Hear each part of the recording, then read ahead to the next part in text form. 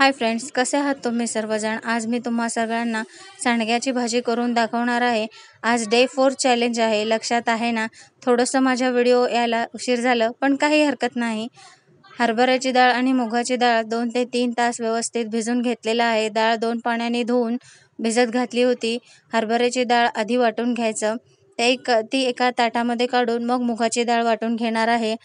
तुम्ही मुगाची, मसुरीची किंवा मूग, मसूर, हरभरा तिन्ही डाळी मिक्स करून सुद्धा हे सांडगे करू शकता. डाळ तुमच्या आवडीनुसार कोणतीही घेऊ शकता. मुगाची डाळ वाटताना 2 चमचे पाणी घालून वाटून घेतलेलं आहे. आता हे डाळ सर्व एकत्र काढून घ्यायचं आहे. यामध्ये चवीप्रमाणे तिखट, मीठ, थोडंसं धने जिरेचं पावडर घालून आपल्याला हे व्यवस्थित कालवून घ्यायचं आहे.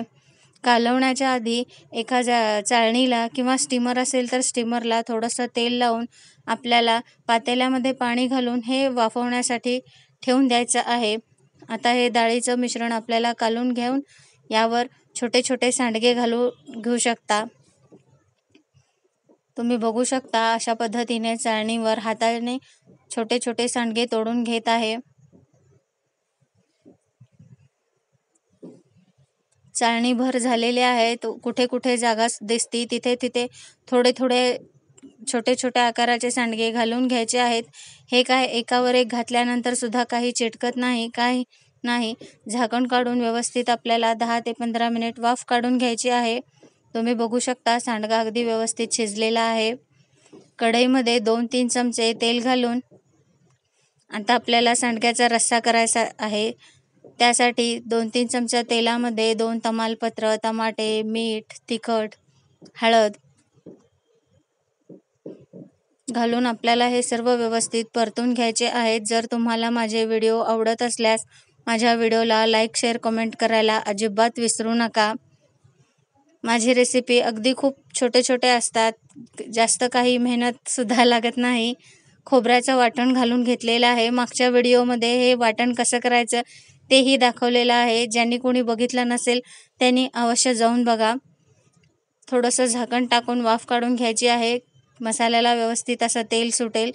मिक्सरचं भांडं धुवून पाणी घालून घेतलेलं आहे. थोडंसं पाणी तुमच्या गरजेनुसार कमी किंवा जास्त घालू शकता. जास्त घट्ट पाहिजे असेल तर थोडंसं कमी पाणी घाला.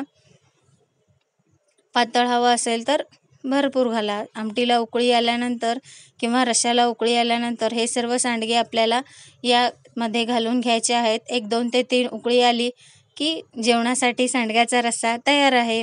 भाजी नसलेल्या वेळेला ही भाजी उत्तम आहे.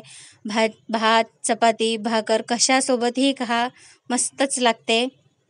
माझ्या घरात ही भाजी सगळ्यांना खूप आवडते. तुम्ही सुद्धा तुमच्या घरात करून बघा. कशी वाटली कमेंटमध्ये सांगायला अजिबात विसरू नका. माझ्या व्हिडिओला लाईक, शेअर, कमेंट करा आणि माझ्या चॅनलला सबस्क्राईब करायला अजिबात विसरू नका.